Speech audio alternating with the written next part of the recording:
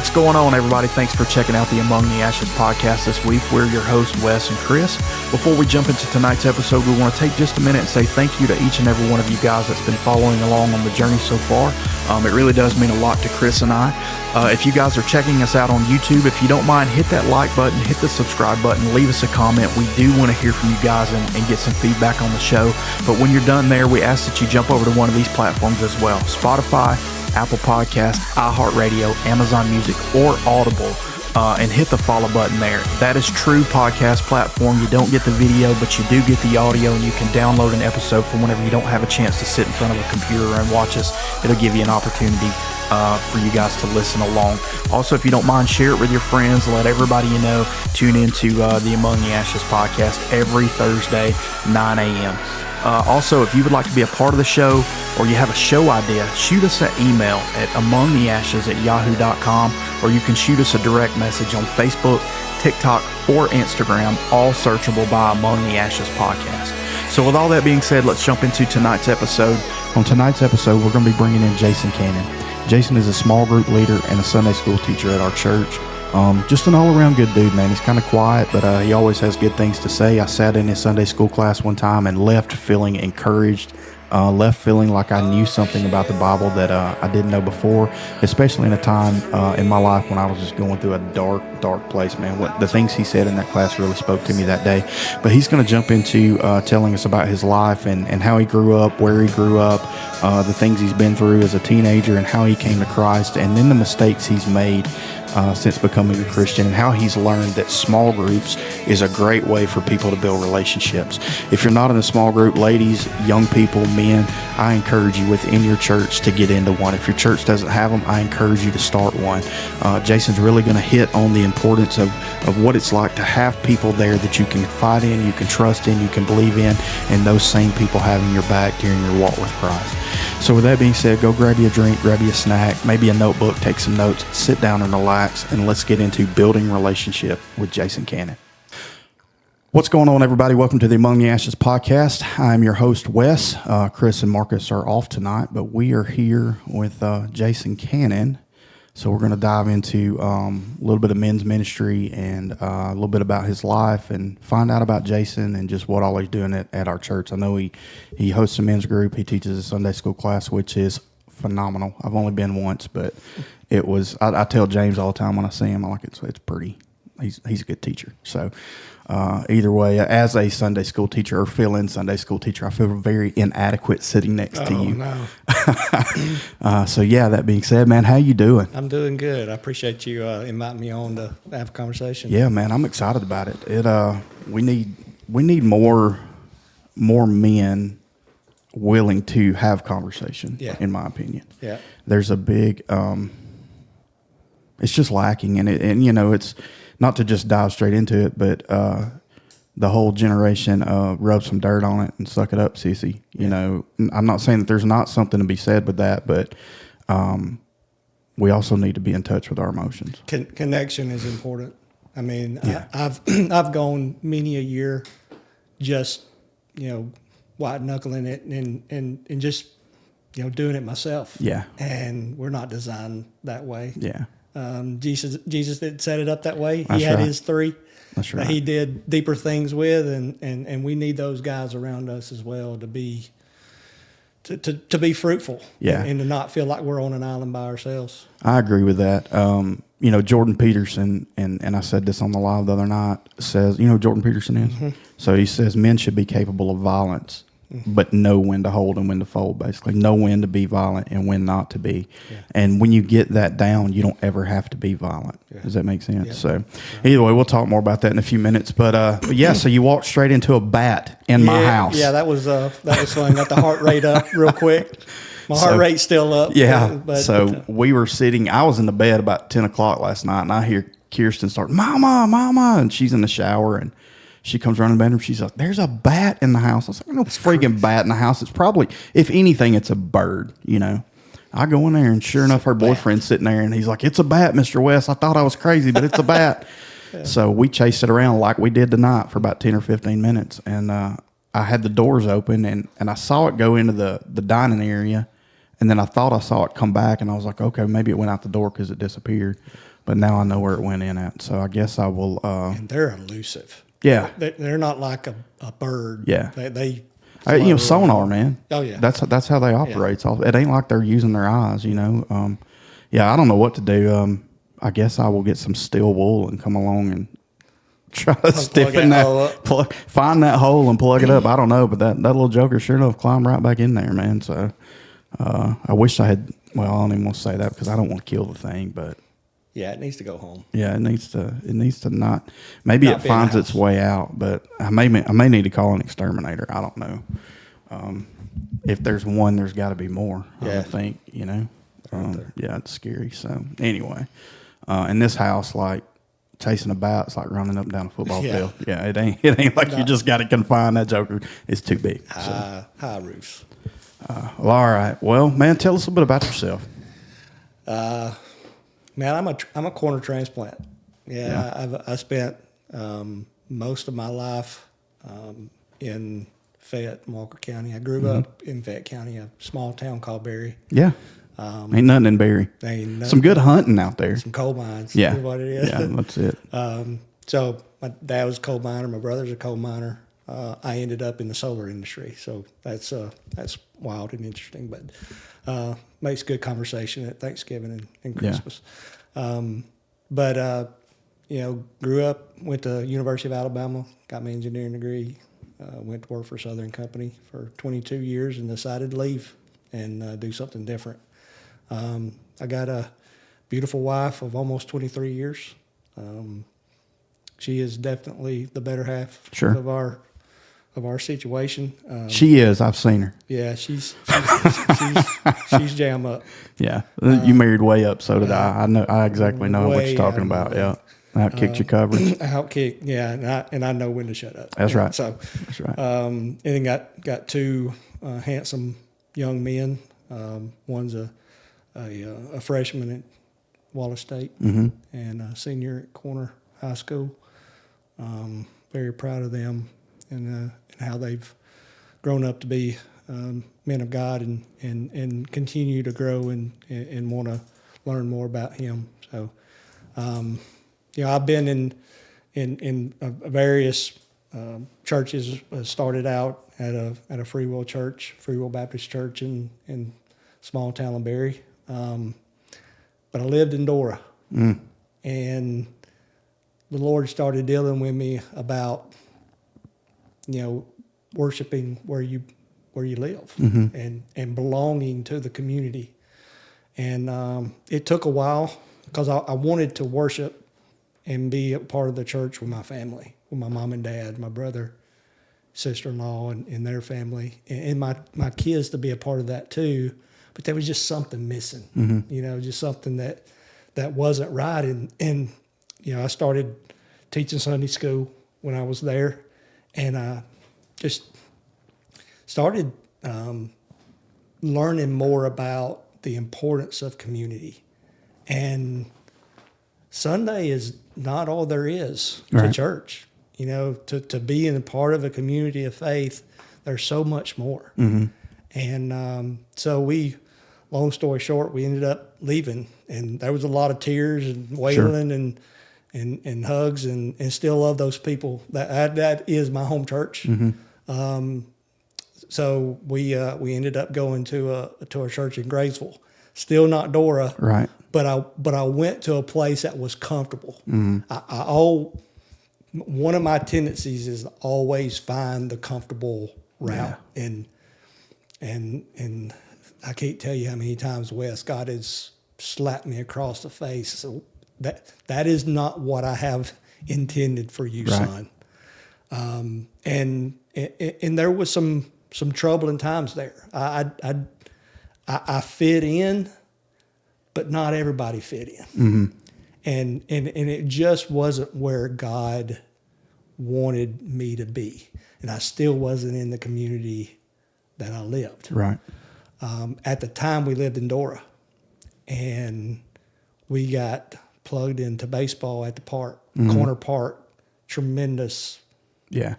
I would call it a ministry. Yeah, it's amazing what the park does. Yeah. And even the people who was running it at the time were really strong in the community, in the faith community as well, and we just got plugged into it. I tell a lot of people this. My dad and I built our house in Dora. And when you build your own house, there's a lot of sweat equity and ownership that you take in it. And it was so hard to let that go, but it absolutely was the best decision that I made for my family. And it was God moving me to a place where I could serve the purpose that he had given me. Mm-hmm. And that's service and discipleship, and landed at High Point, man. And when we landed at High Point, I was beat up. I was done with Sunday school. I was done with discipleship training. I was done with being a deacon. I was battered. Mm-hmm. I was beat up, but I was not going to give up. Yeah. And I always knew that God had something for me to do, and that had to do with small group ministry. Yeah. A firm believer. I can talk forever about small group ministry. And I had a small group at the church in Graysville. 3 other men that I still love dearly get a text message from one of those guys every single morning. Mm-hmm. With a Bible verse. And that was my first attempt at it, and it was game changing for me spiritually. I was able to share stuff with those guys that I was not able to share with anybody else. Yeah. Well, let's not jump ahead too fast. So let's back up just a little bit. So yeah, we came to High Point the same way essentially. We've lived up here. Kirsten's 17, mm-hmm. So we've lived here all but maybe 6 months of her life, maybe. Mm-hmm. But we were youth pastors, mm-hmm. and took the position in the church basically that we gave our lives to Jesus in. I mean, I got saved as a little kid, but I committed at 18. Right. I feel like there's a difference. At some point, when I was a child, I spoke as a child, mm-hmm. and I still realize I've been speaking as a child for a long time. But like there was a difference for me in going to that altar at 8 years old there in Sayre, or Lynn's Crossing. And at 18 years old, when God came down to me that night, and it's a pretty miraculous story. I'll share it with you real quick. So it was back in the days of pagers, when beepers were cool. Yeah. And Candace and I had dated and broke up, and I had started dating this other girl, and she would beat me, or page me, and she would put random numbers in that I would have to decipher. 5 is JKL. So I would have to, decipher it. Well, my pager goes off 1, 2 o'clock in the morning, and I look at it. And with a pager, I'm sure you had one. Mm-hmm. You're close to. I'm 46, or I'll be 46. How old are you? 47. Yeah, so you're my age, so you know how they work. So if you didn't clear it out, it would go off again. Well, I looked at it, cleared it, and threw it over in the chair. Well, about 15, 20 minutes later, it went off again. So I get up and I go get the phone and I dial the numbers that are there. There was 8 or 9 of them, so it would have been a long distance number. It had to have an area code in front of it. And back then you couldn't just call. You had to dial 1205 and it charged you. It was a long distance call, or you call collect. Phone dialed straight through. A girl that I was friends with picked up the phone, and I knew it was her, and she was crying. And I knew she had been dating this guy, and they had some issues or whatever. And first thing goes to my mind is he's hurt her in some sort of way or whatever, and I'm trying to find out what's going on. Well, long story short, she said, I got to pray for you. And I was like, you ain't got to pray for me. I don't want you praying for me. Mm-hmm. Or you can pray if you want to, but I'm going to hang up this phone. You know what I'm saying? Like, I believe in Jesus, but I didn't want a part of it, if that makes, like, mm-hmm. I had enough fear of God to repent every day, God, I'm sorry for doing this, but I went right back out and did the same thing the next day, Mm-hmm. Well, of course I didn't know anything about grace back then either. You know what I mean? But yeah. Either way, that's, I grew up Church of God, and, Church of God, everything, you go to the altar every Sunday for the same thing. And it's like, at some point I was like, why the crap we keep going to the altar for the same thing? Do we not believe that his blood's sufficient? But anyway, I don't believe once saved, always saved, but I believe that if you committed to him, you gave your life to him, rock on, move forward, dust yourself off, keep going. But anyway, so long story short, I ended up breaking, and she's praying for me and all, and I'm crying and all this stuff. And, I surrendered to Jesus that night. Had a vision. I saw myself preaching. It's funny. I saw my wife singing. I didn't see her face, but remembering back, it was Candace, 100%. Yeah. 100%. Even the outfit she was wearing, she has worn that outfit at some point in time on stage in youth group, And I don't believe that vision was just for them, but I believe God was showing me this is the start. He told me that night. I can't tell you that it was audibly, but it rang in me. I've had a couple times in my life where God has spoken to me so directly that it was almost audible. Yeah. You know what I mean? Like, I can't say it was audible, but it checked me like it was audible. I knew. I didn't question it. So we're about to get off the phone an hour and a half later, and I was like, Wendy, I'm glad you paged me. I said, and didn't give up. And she was like, what do you mean? I said, well, when you paged me the first time, and she just started boohooing. And I said, I just looked at it and threw it across the room. And she said, but when you paged me that second time, it made me think, okay, maybe this is a number. And as I'm saying that, she said, Wesley, I didn't page you but once. Wow. So I tell people, God had my number. Yeah. 100%. Not only did he physically have my number, but he called my number, and so we went on. At that point, I was pretty shy and backwards. I didn't have a problem making friends, but I didn't talk to girls. I'd wait till we're in a group and kind of work my way into the conversation. I just wasn't bold enough to go up and talk to anybody. And now I'll talk to anybody anytime, anywhere. It doesn't matter. It's like I tell people now, it's like if I had this confidence in high school, man, you'd be the man. Not that I'm good looking, but like, but confidence is everything. Yeah. Yeah. And that, that's part of what we're teaching in our men's group is confidence, I mean, that goes a long way. You don't have to believe it, but you better make people think you believe it. And the more you do that, the more you will believe it, But, we went on to be youth pastors, and we did that for 10 years at our home church, which was great. It was an environment where people loved me, and they were gracious with my flaws and my faults at the time. I was pretty hot-tempered. Yeah. Pretty, I was an angry kid. Didn't have a dad, had an abusive stepdad, and just had a lot of just built-up anger that I didn't realize was built-up trauma, I hate to use that word, but like, I'm a big believer in counseling. I started going to counseling last year, and like, it's game changing. It is. And now, in my opinion, you need to see a Christian counselor. That's my thoughts and opinions on it. I mean, I'm not talking about some hokey kooky crap, but the guy I see, his name's Adam, and I've been going a year, and he's probably said 10 words to me in a session. Yeah. And it's like, bro, you ever gonna talk? He said, at some point, just get it out, and it's changed things for me. But growing up there and serving there, it taught me a lot of what not to do.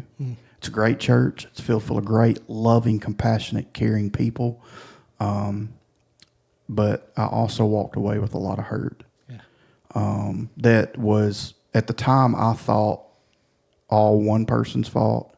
And I come to realize that I'm at least 50% of the problem. Yeah. No matter what. But was not handled right on either side. We were both in our emotions. And so when we got to High Point, we left there, and we left Dilworth, and we came to High Point. We were going to visit around, and we never left. Yeah. I say we. I've been to church 100 times in 13 years. Everybody knows me, but I don't know them. Yeah. You know what I'm saying? Yeah. And I feel bad for that, but I know God. So my whole journey, and this is not about me, but my whole journey the last 13, 14 years has been God win. And it's, well, when you come out of it, it's all I've heard him say, when you come out of it, you'll understand. And it's like, well, when am I coming out of it? And the thing I didn't realize is, number one, God sent me to the desert. I believe he did. I believe he sent me to isolate myself, because I told Candace, I told her, I said, I want to take a break. Not necessarily from church, but I don't want to do any kind of ministry for at least a month. I just want some time to, I don't want to go to church on Sunday nights. I don't want to go to church on Wednesday. We can get up and go Sunday morning. I just want to take some time, because my life had been church 365, I'd get there at 9. Sometimes I'd leave at lunch. Sometimes I'd leave at 10 o'clock at night, or I'd be at schools doing whatever, and I love student ministry. Like, that's my heart to this day. Like, if God told me to go back into it, I would 100% go back into it. But we get to High Point, and I'm sure you can imagine what it's like at that point. How long have y'all been going to High Point? Probably 6 years. Yeah. So when we got there, it's probably half of what we have now as far as people go.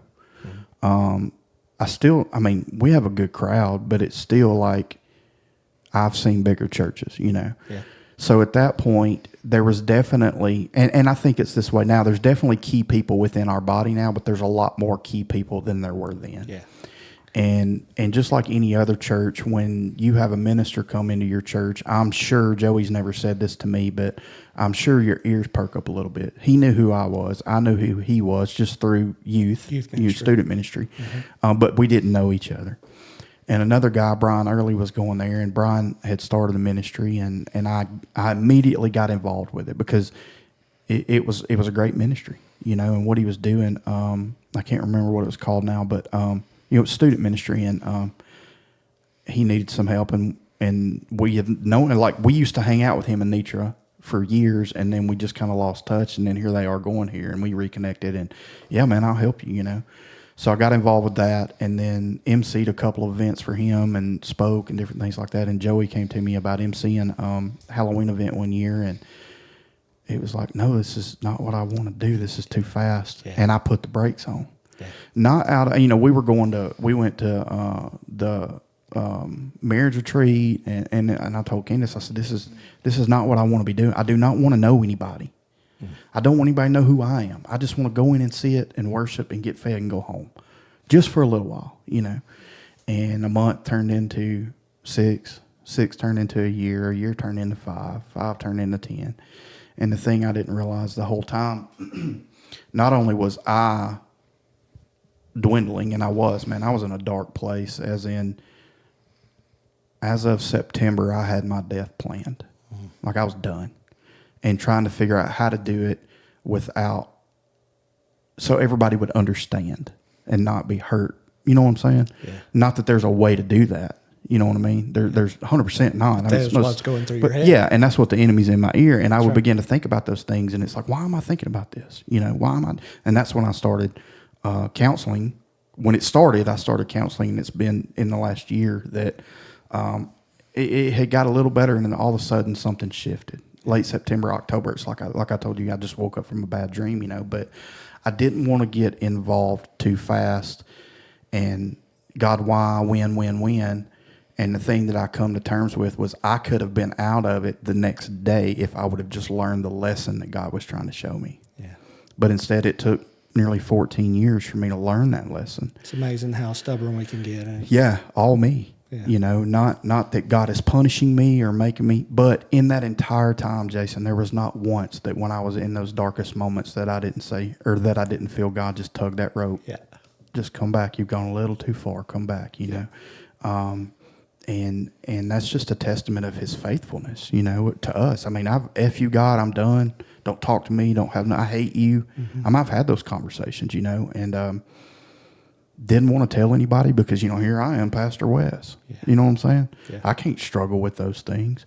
But the thing I've learned over the last 13 years is I'm nothing. Yeah. I'm nothing. I'm just Wesley. I am a flesh sack, and I'm going to do what God tells me to do, because if not, it's going to be rough, But, it took a toll on my marriage. It's taken a toll on my relationship with my kids. I mean, I say taking a toll. I mean, we have a great relationship, but I can see where it could be so much better. Yeah. And it's gotten better since I made that flip. God told me, sit down at the head of your table and read. That's where you'll find deliverance. Well, that doesn't make sense. Just do it. Well, it makes complete sense now. Yeah. It's symbolic, Yeah. And when I did that, it's like I never, matter of fact, I feel like I never stopped going to church and never quit on God, but I feel stronger. Mm-hmm. I feel like the last 13 or 14 years has made me stronger. Like I was walking with him the whole time. And I wasn't, and but that was my experience, and when you say that you weren't going to give up, that's huge. I mean, I don't know if you have. I'll let you continue your story, but that's where I was. Yeah, because I saw my mom and dad give up, and my dad, when as far back as I can remember, maybe 3-4 years old, my dad was pastor of Corner Baptist Church, Corona Baptist Church, and somehow he got hurt and he resigned, and he was a young man. I mean, he was in his 20s when he resigned, and when we stopped going to church, we stopped going to church. I mean, it was nothing. And that's what I'm so thankful to my wife for, because had she not been persistent, who knows if I would have ever turned and they would have not been there. Yeah, and I know, God is faithful, and He had His hand on the entire family, and but from the time I was 7-8 years old till I got saved when I was 20, there was no talk of God. I mean, I grew up in the South. I knew we're privileged. Yeah. Yeah. But as far as being at church weekly, it just wasn't there. But but because of God's sovereignty, my brother was dating this Bozeman girl, and they were all the time going to church. And so he started when he was a teenager, got saved, and man, he was on fire for God, just doing all kind of things. And I rejected it, man. I was bitter. I was mad. I was don't talk to me about it.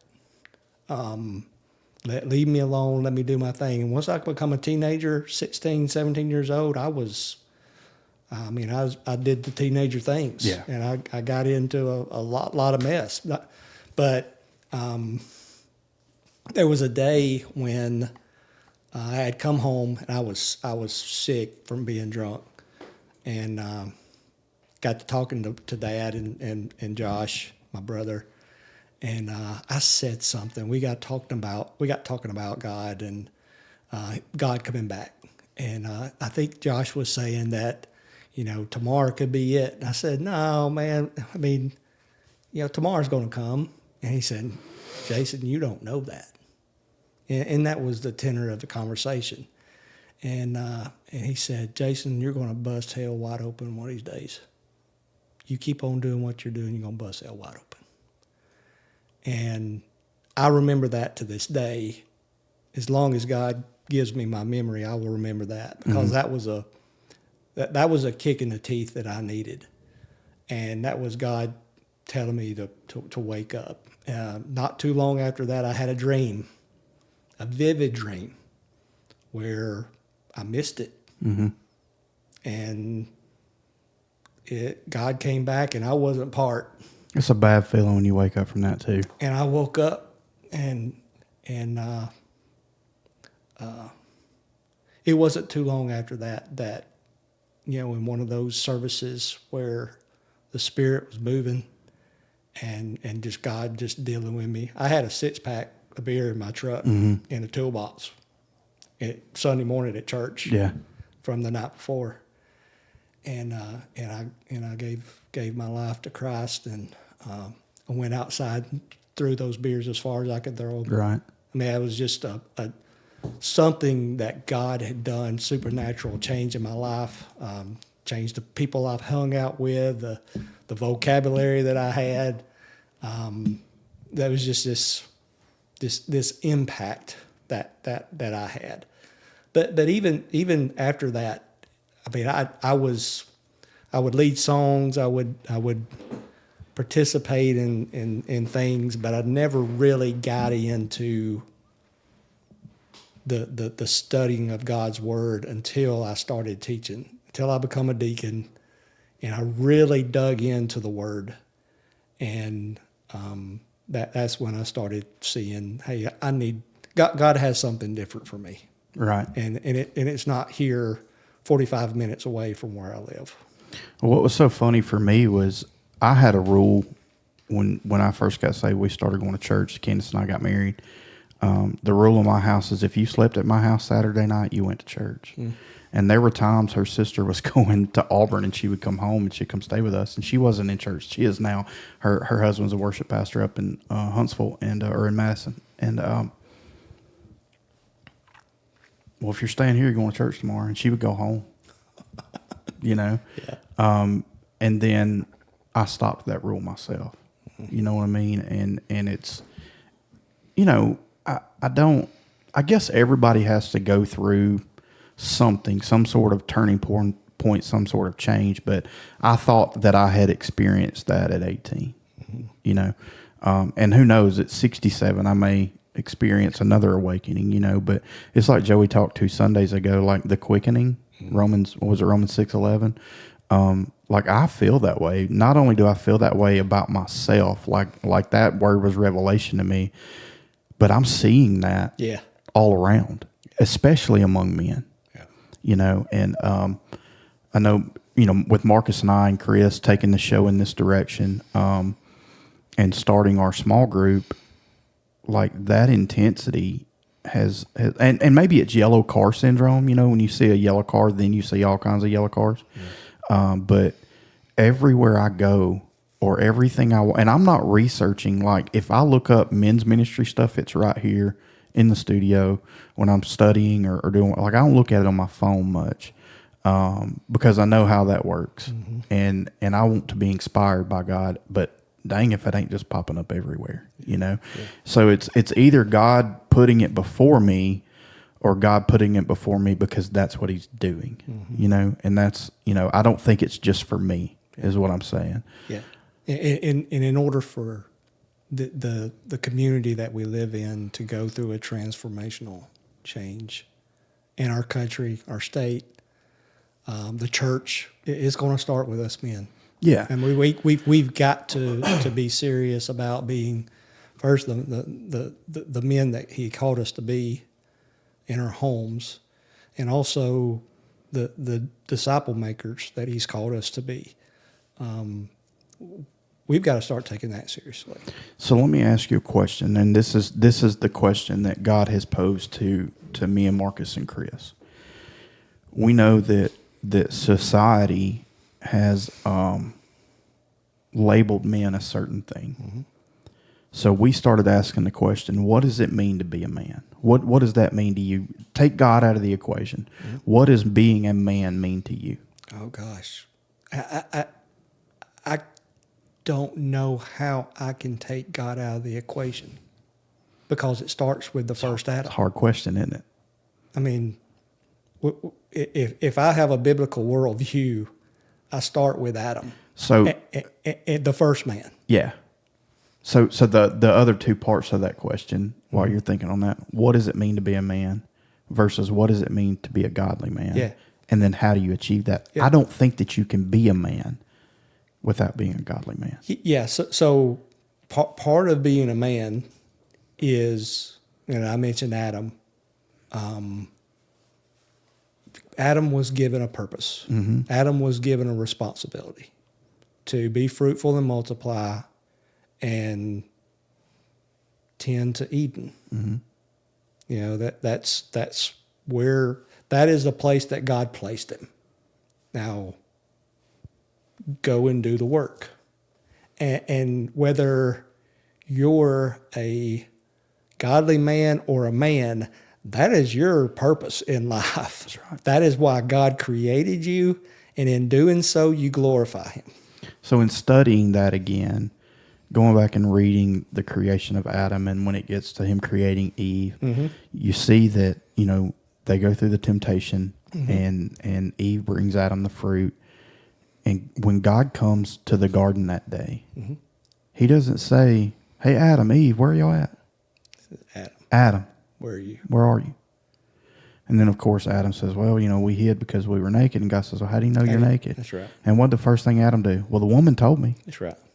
He automatically sold her deflected. out. He never answered the question. He never accepted He responsibility. didn't take responsibility for it. And then the female followed him and said, well, the serpent did it to me. She didn't take responsibility either. No. And then when we begin to see the curses that God puts on, is obviously we are to work the ground and receive from it. Yeah. One of the curses for the woman not only is childbirth, but for the man to rule over her. Sure. And therefore creates the dilemma. Naturally, women are going to fight against men. Mm-hmm. And again, people that are listening, I'm not trying to put women down, but I think it's kind of funny how in the last 50, 60 years, the feminine movement has gone from serving her husband. You know what I mean? From serving men to being in charge, and men have allowed it. A classic Jezebel Ahab situation, which to me means we're getting closer to Christ's coming. That's right. You know, it's an intentional devolution of the family. Yeah. So that's funny you say that. I say it all the time. I don't put it as eloquently as you do, but that's Satan's goal. Is to ultimately, if he can get rid of the family, he can destroy man. Yeah. And in my opinion, he hates man because we can do something he can't do. We can create. Yeah. You know, we can create life. He can't do that. That's right.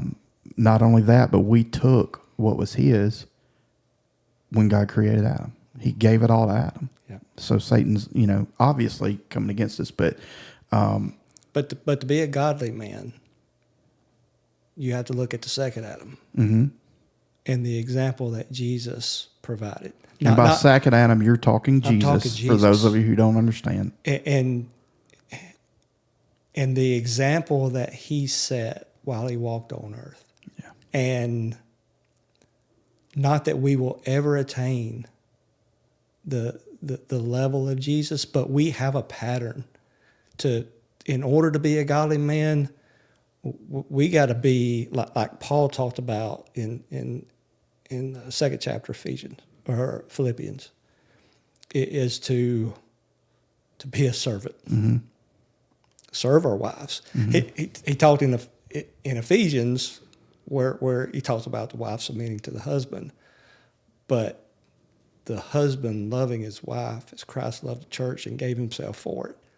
And it goes back to what we was talking about earlier about Abraham and Sarah. If there's more Abrahams, there'd be more Sarahs. If there's more godly men leading their homes and leading them in a spiritual manner, there would be more women that would be willing to submit themselves to them. And that is, gosh, that's so controversial, but it's true. But if you see it through the correct lens, it's not. That's the thing. That's the thing. It's you can take, even if you don't believe in Christ and you don't serve God, which I don't know why anybody wouldn't, but even if you struggle in that area, you can take the principles in that Bible and apply it to your life. And your life will just be better. Be better. Your marriage will be better. Your job will be better. I mean, one thing that God has shown me through it, the answer for me is shepherd. Yeah. We've got to be shepherds. Yeah. And being a shepherd, that means the load is on me. That means the sheep are doing nothing but eating, sleeping, and pooping. Yeah. The shepherd, the sheep aren't working. The shepherd is, and the thing that God has shown me is, Wesley, it's not about your feelings and your emotions. If you're doing what I called you to do, your feelings are going to be hurt. Mm-hmm. Oh yeah. You're going to be, you're going to feel like nobody cares. Yeah. You're going to feel like nobody's listening. You're going to feel alone. Yeah. But when you look at the sheep, they're going to be fat and happy. Yeah. Therefore, all those feelings that you have aren't going to matter. That's right. Because your joy is going to override that. Right. And the Lord took me to the fruits of the Spirit, Galatians 5. And when he told me to sit down, that's where I sat down at. And that's where I started reading. And Mike wanted me to teach Sunday school, so I was like, well, this is where we'll start. And hey, what are y'all, we're thinking about the flesh and the spirit. Well, holy crap, that's what I'm reading. Mm-hmm. So, okay, God. But the thing I come to realize is we get so hung up on our gifts. I can be the most talented shepherd in the world, but if I don't love them sheep, it ain't going to matter. That's right. If I'm not compassionate when one of them's sick and just let it die, it's not going to matter. That's right. And the only way I can do that is by putting forth effort. Mm-hmm. If I want an apple, I can go buy it. or I can plant a tree and have it for a lifetime. Might take a little longer, but I won't be focused on the length of time because I'm focused on taking care of that tree. Yeah. And getting what I need out of it, and that to me is how you achieve becoming a godly man is by putting in the work. That's right. Putting in the effort, and then we get into the gifts, and I get to chapter 13, and I've never thought about that being part of the gifts.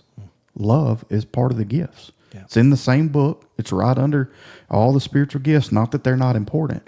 But if you don't love people, you can't operate in any of those other gifts. Yeah. Well, I speak in tongues, but you cut them down. You cut people down too. Yeah. And Paul said, after all of these gifts, he said, but I'll show you a more excellent way.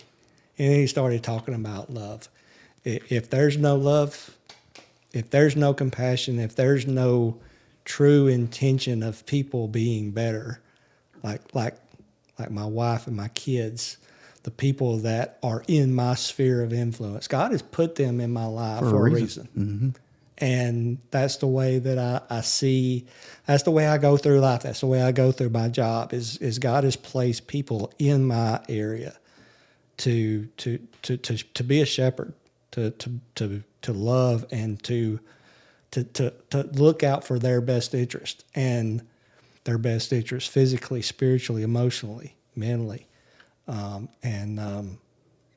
think that's what it means to be a godly man. Is it's not about me. Yeah. It's never been about me. Yeah. But what God has put in my sphere of influence, that's what it's about. Well, I think where we get hung up though is when we say it's not about me, we think nobody cares. Mm-hmm. Yeah. And there's plenty of videos floating around. If you were going through something, who would you tell? Nobody. I'm a man. I don't tell nobody nothing. Yeah. We've got to get rid of that mentality. And that's another part of this that God showed me or is showing me. I've got to get it right in my home. Mm-hmm. And then what I need to do is I need to surround myself with some brothers. That way when I'm taking care of my sheep and I'm having to fight the wolves, I don't have to worry about what's behind me because they're standing there willing to fight. They're not fighting my battle. They're just keeping something from sneaking up on me. Yeah. So I'm developing my family. I'm developing a relationship with men and developing theirs. In turn, they're developing their families because we're working off of one another. Right. Then we take it to the church. And the church is, in my 46 years of living on this planet, and 36 of those going to church, we'll say probably closer to 40 of those. Probably my whole life, really. If I'm being honest, I've gone to church my whole life. But we allow women to do everything in the church. Let me back up. We make women do everything in the church. Mm-hmm. Not that women aren't excellent at taking care of the church. They absolutely are. They do a phenomenal job. But the thing God showed me is, or I feel like, and I'm trying to get away from God told me. I'm trying to say I feel like God told me because I'm really convicted right now about all these ministers that's saying God said. Yeah. Who are you to speak for God? Yeah. Anyway, that's a whole nother topic. But I feel like God is showing me that we need to take that same model, work it out in our homes, work it out amongst our circle, and then take that to the church. Well, Sally, I know that you teach Sunday school. You teach the kids every single week, week in and week out. Do you not get tired? Do you ever get to go into church? So I'll tell you what, give me your lesson, and I'll learn it. And at any point in time that you're not here, you ain't got to call me.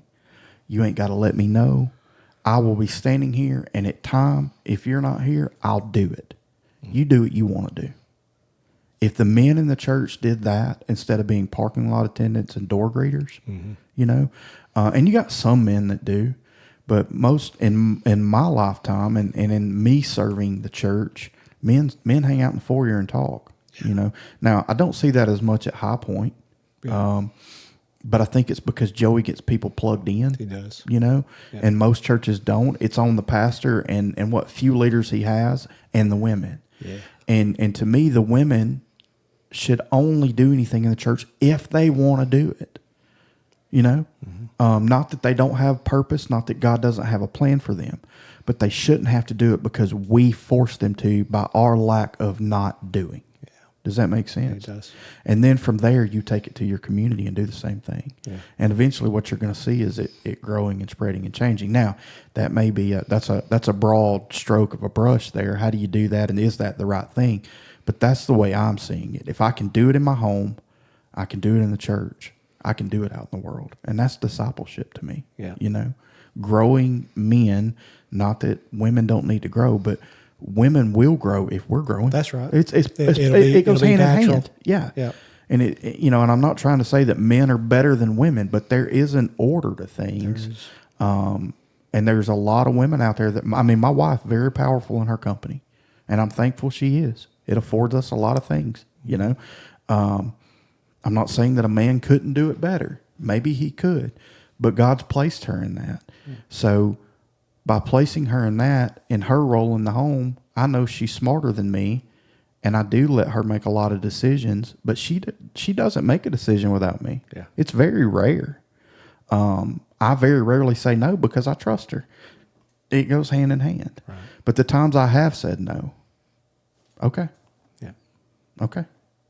There's no question in that, you know. And I thank God that he made my wife that way. Yeah. Because I'm bullheaded, she's bullheaded. It could be really bad. You know what I mean? Yeah. But I want women to understand. I'm not talking about your man rules over you. And men, I'm not talking about you go home and my dinner's ready. No, you go home and you cook dinner. Good. You bathe the kids. You read them stories and help them with their homework. You put them to bed. Let your wife sit on the couch and eat bonbons and watch TV if she wants to. Apply that principle that Paul said. Men, love your wives. Love your wives as Christ loved the church and gave himself for it. Think about that principle and what that means. It's truly a challenge for all of us men. But when we do that, a lot of things fall in place, including the wife being more willing to submit herself to your leadership. And that's what I'm saying. Like, if you're doing those things, she's not going to sit around and eat bonbons and watch TV. No, she's going to be you back. She's going to be waiting on you to get home, holding your plate, even if she works. And the crap thing is, like we were saying earlier, is it takes two incomes now in society most of the time. So really, by default, if she works, it's as much your job to take care of the house. If that's the way you see it, well, my job's to bring in the money, her job's to keep the house. Well, if she's working, then your job's to keep the house too. Yeah. If that's the way it's set up. Close. But even if it's not set up that way, your job as a man, and this is what God showed me, this is your family, not hers. Yeah. So if it's in disarray, it's your fault. Yeah.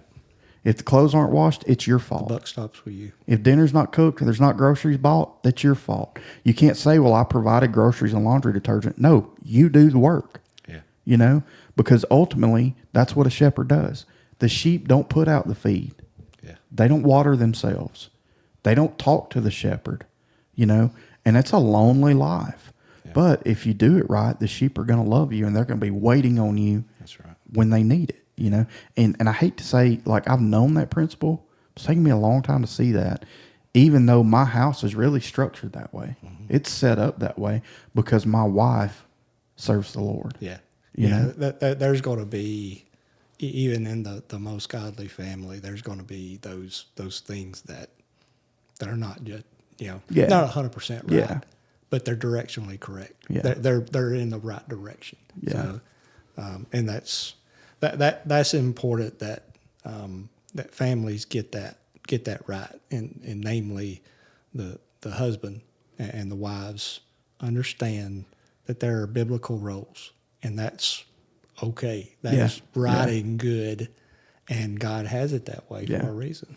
Well, if we're doing that, then if I'm praying over my family, and I've said this several times, but if I'm praying over my family and I'm reading scripture to my family, if they never talk to God and read that word for themselves, they know how and they know what it says. Yeah. So when the enemy shows up, he's like, Wesley lives there. Yeah. I could take him out. I better not. He's going to come after me. Yeah. That's how covered they should be, you know. And then my brother's the same way. I should have them so covered that when they are attacked, they know I'm standing there and all they got to do is fight the battle, you know. And that's the goal for me. Like I said, I'm not trying to reinvent the wheel here, but like to get men to see that it is okay to open up to one another. I wouldn't just open up to anybody. Oh, no.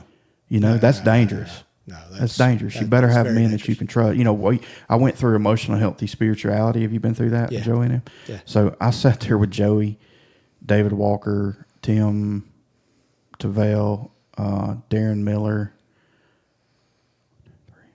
Somebody else was there, and I can't remember who the sixth guy was. But Joey said, tonight's confession night. Deepest, darkest secret, let it go. And he looked at me, and I said, what? I'm fit to tell y'all, no, I don't know y'all. You know?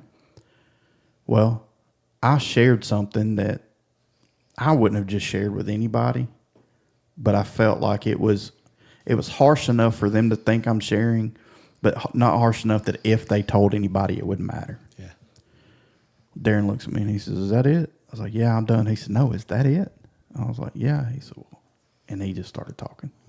Well, then it gets to David, then it gets to Tim, and then the next guy, and then when it gets to Joey, and Joey gets done, and I'm thinking, oh my God, if I didn't know Joey, I would never go back to his church.